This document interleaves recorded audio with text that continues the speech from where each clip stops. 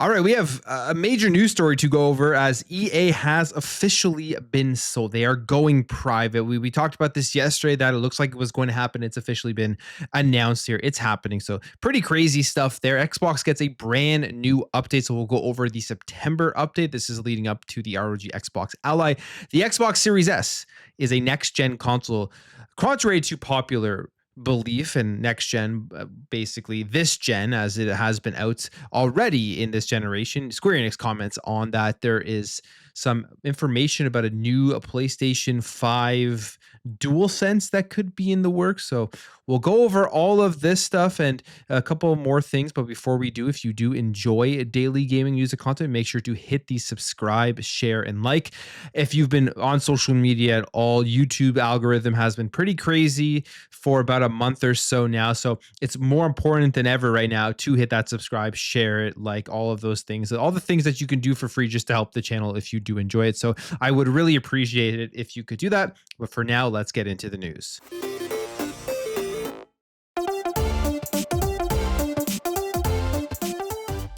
So as we know, yesterday we talked about the potential of one of the biggest acquisitions ever in video games and in entertainment. It is a huge acquisition here. And this is EA going private, being sold off to the Saudi Arabian investment fund, Silver Lake, and Affinity Partners. And now it is 100% official. This has happened, and this is everything that is going on. This could mean some big changes for EA, for the better, for worse. I mean, I don't really know exactly what is going to change here. We will see, because now it goes private. They don't have to answer to shareholders. They could be implementing certain things that at their own will that they want to do, that they think will just make them more money and improve their bottom line. But again, all of this we won't know until this thing is in full swing, and then we start getting the results from it. But EA goes private in $55 billion deal with the PIF, Silver Lake, and the Affinity Partners. And Andrew Wilson is actually here remaining as the CEO of the company. They say under the terms of agreement, the group will acquire 100% of EA, with Saudi Arabian's Public Investment Fund rolling over its existing 9.9 stake into the company, and EA stockholders will receive $210 per share in cash, and the per share purchase price represents a 25% premium to EA's unaffected share price of $168.32 at market close on September 25th. And they also go on here to say that EA's common stock will no longer be listed on any public market. Andrew Wilson is remaining as CEO, put out a statement saying our creative and passionate teams at EA have delivered extraordinary experiences for hundreds of millions of fans, built some of the world's most iconic IP, and created significant value for the business. This moment is a powerful recognition of their remarkable work. Looking ahead, we will continue to push the boundaries of entertainment, sports, and technology, unlocking new opportunities. Together with our partners, we will create transformative experiences to inspire generations to come. I am more energized than ever about the future we are building. So massive. And the headquarters, as of right now, will remain in Redwood City, California. And the transaction is expected to close in Q1 of fiscal year 27, subject to regulatory and stockholder approvals. I wonder if there will be any sort of pushbacks like we saw with the whole Xbox Activision Blizzard acquisition from the regulatory bodies. I would suspect probably not as much, but you never know. This is another huge deal. They also say here that combined, the deal is for an equity investment of approximately $36 billion and $20 billion of debt financing, fully and solely committed by JP Morgan Chase Bank, and $18 billion of which is expected to be funded at close. And each of the PIF, Silver Lake, and Affinity Partners plan to fund the equity component of the financing entirely from capital under their respective control, the companies have said. So there it is. It's official. That's kind of the details of the deal as to what is going on. And the question here, that from a gamer's perspective, is what does this mean for EA going forward? Because I think EA, since the whole Battlefront stuff that happened about 10, 15 years ago, has actually been on a pretty good upwards trajectory on the stuff that they have been releasing. They've had a lot of big hits. They've been putting out games that are smaller. They've invested in things like Joseph Fares' development studio. They put out games of the year with It Takes Two. They were the publishers behind that. So and just recent with Split Fiction and stuff, like they've been investing in these smaller types of games as well, on top of obviously their microtransaction heavy titles. And they've had failures in things like Battlefield 2042, but Battlefield 6 looks like it's about to take off. So I'd say at this point they're selling pretty much at a relatively big high point for the company. And you have to ask, will this make it start coming back down? Will there be decisions that put in place that make games worse? How microtransaction heavy are all of their games going to play now? Will they focus on more things like mobile gaming? Like, all of these things are questions that we don't know the answer to, but could happen now that they are private. They don't have to answer to any shareholders. So we will see here what exactly does happen. One of the things that they are going to be doing, from what we are understanding as of right now, and something that's taking the entire industry by storm. So if you're against this, if you're against AI, it's happening because these companies want to put in anything here to reduce costs and increase their bottom lines. But we have here an article from Insider Gaming saying new EA owners hoping AI will cut costs and boost profits, it is claimed.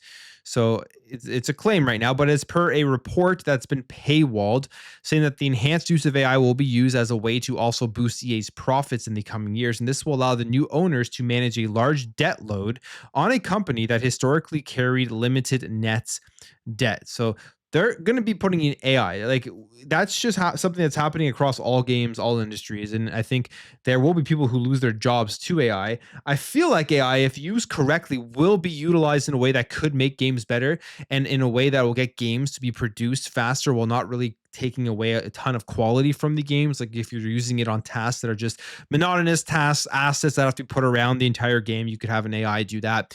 I think you could improve NPC interactions with AI by giving more human-like and realistic interactions in the things that they do say and how they do react. So those are things I think that as of right now, you could see AI improve upon it. Will they use it though in a way that just takes away from the quality of game and all they're doing is trying to cash in? Where if they put out stuff where it's like things like the whole Ultimate Team style of things in EA games, if they do things like that and they spread that across games, to me, those types of things take away from the game, even though I know a lot of people do like them, but from the actual quality of the titles, we've seen them go downhill when stuff like that has been implemented, where it makes all the money and it's the only thing that they do focus on. I mean, again, these are all just questions I'm thinking on the top of my head as to what could happen. Maybe nothing will happen. Maybe they just stay the course. Maybe things improve. We don't know, but this is a massive deal. It's like the ABK deal, very, very big. One of the biggest entertainment companies out there now being bought up and going private. So that was the big acquisition. This is a generation that has absolutely been defined by acquisitions and changes with like multi-platform. It's been one of the craziest, most, I think, important generations ever, whether it's for the positive or negative in gaming's history. Xbox, they have an update here for September. A lot of it has to do with the ROG Xbox Ally, but it's a pretty good update. Lots of things to look at that will improve the overall experience. So here it is. ROG Xbox Ally Gaming Copilot Aggregate Library and more. This is everything that is brand new. The ROG Xbox Ally stuff has come out, the pricing and the pre-order. So a lot of people have gotten theirs. These things sold out right away on the Microsoft Store and the Asus website. Not sure if they're still available on Best Buy if you want to go and get one, but they did sell out in those two places. But here's some of the other stuff that is happening with this update. You have the gaming Copilot that's rolling out on PC and coming soon to mobile. This will just help you get through games, give you tips, you ask it a question. It's kind of going to be replacing YouTube videos and Googling. And if they have it implemented seamlessly, that to me is something that will be utilized by a lot of people. They have the seamless access to your gaming library apps and play history. Right now on the Xbox app, I think that you can actually go in and see that if you do have the update. And I think the play history thing is great. I love how they have it listed out and you see exactly where you played that game, so you can see where your save is syncing up and everything. That's a very nice thing. The other thing is the whole aggregation. Steam is coming to Xbox, GOG, Epic, PlayStation games are on Xbox because you can play them via Steam, all within that Xbox app, and will be on the Xbox ROG Ally. So this is a major update for a lot of people. The people are downplaying it, saying it is just a launcher, but it's a very smart move because it keeps people within the Xbox ecosystem at all times, and that will increase the chance that they stay there, make purchases, play Game Pass, and stuff like that. So I think that is a smart move by Xbox, and I like it. I like the integration, as I have so many games within that ecosystem that I don't really need to leave at this point. The game bar, the social widget, and the visual updates are happening as well. You're getting that nice, seamless, more compact game bar across the top. Really reminds you of a console experience.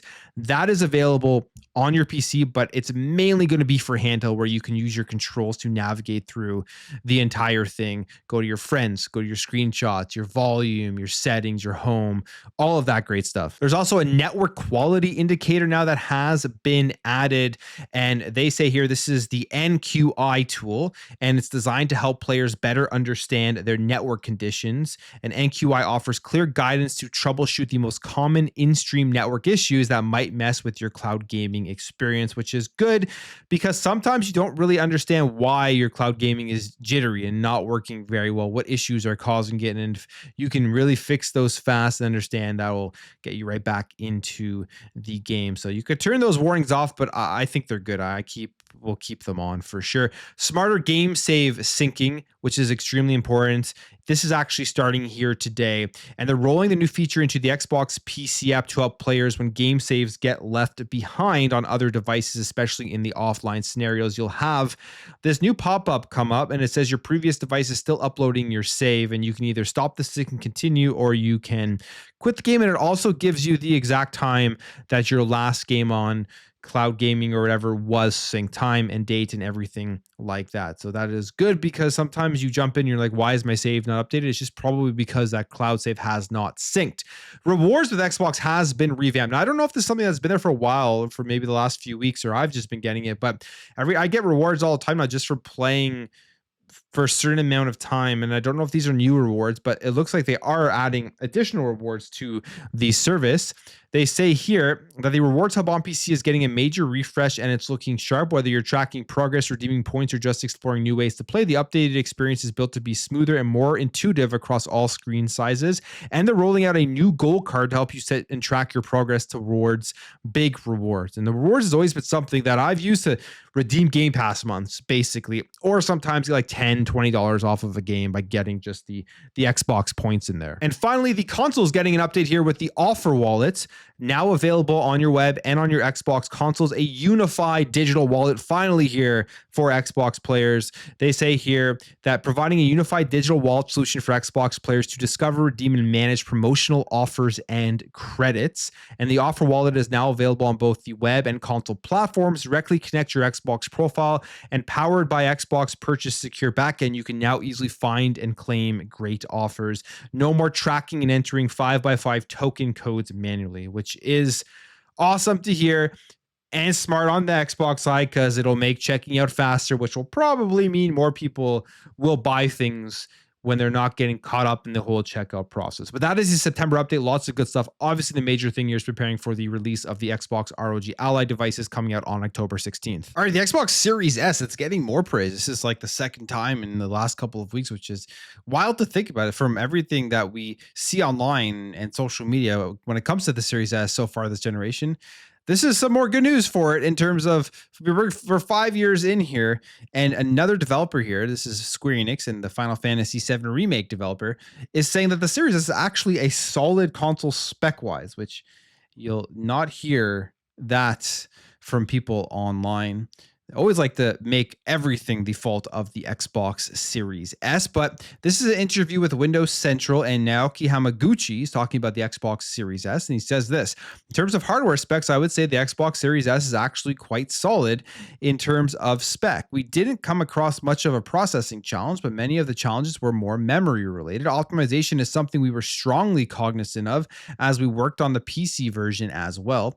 For Final Fantasy VII Remake, we took some of the philosophies found in the nanite for Unreal Engine 5 and created our own solution for Unreal Engine 4. We were successful in delivering stable graphics there and gained Steam Deck verification as well. We have been pretty proud of what we were able to achieve even on the lower spec systems. Now we know Final Fantasy VII Remake is finally dropping on the Xbox on January 22nd, 2026, also dropping on the Nintendo Switch too. But one of the things he specifically mentions there that he was able to gain Steam Deck verification, and this again I think is a big advantage that Xbox does have going forward into the next gen with just the growth of the handheld PCs, Steam Decks, and that taking over the market in many different ways. They already have games that are being developed for the Series S that are going to easily transition onto these handhelds, which will make it a lot easier for developers to want to put their games where they don't have to work as hard to get it to run onto the PC handhelds and get that verification, which will lead to more sales of their games. So that's pretty cool. Also, of course, getting it to run on the Series S probably also helped it to get to run on the Nintendo Switch, to another advantage here that Xbox kind of has by having the Series S out there. I always wonder if this was just a 4D chess move where they predicted this way down the line, that the PC handhelds and the Switch 2 and all this stuff was going to be continuously growing, and that the Series S would help games run better on those platforms, which would make their games easily run onto these other platforms, or if that was just sheer luck. But the Series S is getting praise here again from Square Enix and from Final Fantasy VII Remake, which I can't wait to see how this game does end up on the Xbox, how it runs and all of that stuff. We will see. But yeah, developers who can optimize properly for the Series S have had no issues. They understand the specs of it.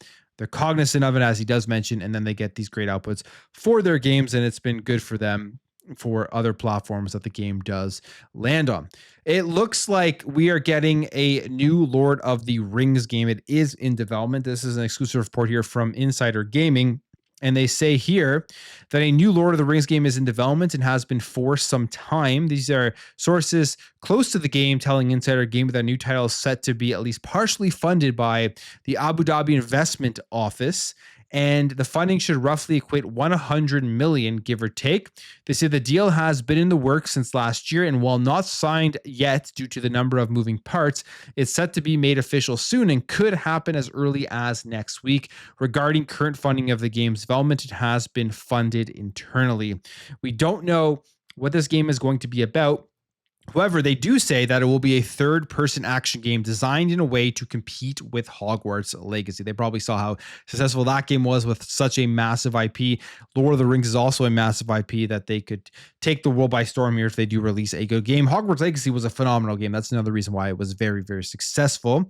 And Embracer Group was contacted, and they say, a general rule, we do not comment on rumors or speculation. So we don't know anything more. I'm sure we'll hear more about this soon. It looks like a new Lord of the Rings game is coming out. I hope it's good. I still remember the ones that came out on like GameCube and PS2 and the original Xbox, like Lord of the Rings, The Two Towers. And I love those games. Those third-person action games were awesome. I hope we can get something back to those days and give us that same feeling that we got when those ones first originally came out. And finally, the PS5 Pro could be getting a DualSense V3 controller, something that has some new features. And we'll see if this happens, but this is from, I believe, a Polish website that did put this out here. And they say that they've received new details from Grasdari, the person who recently revealed the box versions of the Elder Scrolls 4 Oblivion Remastered and the port of Microsoft Flight Simulator 2024 for the PlayStation 5 about upcoming Sony products. And that the PS5 Pro here, there will be changes to it, but they don't know exactly what the updates and changes will be. But it is said that it will use 3% less power than the current PS5 Pro model. But more interesting news here, a DualSense V3 could be happening, and it is planned to launch in November and replace the current models that you are buying right now and will be bundled with the new PS5 Pro model. We don't know exactly what the big updates will be, but they do say that it will introduce a removable battery. So I'm guessing you can put in, I guess, double A's or triple A's or something, or rechargeable batteries of some sort, something that the Xbox controller still has, which I'll still die on this hill that I like better than having the battery that is unremovable, because if you're playing and your battery dies and you have to go get a cord to charge it and plug it in, let's say your couch is far away from your TV. To me, that's always been a headache. But if you just pop in new batteries, you're right back up and running, and you can stay wireless. So I actually still like that, even though people think that it's antiquated and old. It looks like PlayStation may be going to that model right now. If this is true, that the DualSense V3 is going to have a removable battery, it will be interesting to see the narrative switch like that for people who have shat on having removable batteries on the Xbox controllers for so long, all of a sudden now thinking it is a good thing. But I'll end the video there, guys. If you did enjoy this video, make sure to hit that thumbs up. If you are new here, hit that subscribe, and I'll catch you guys in the next video.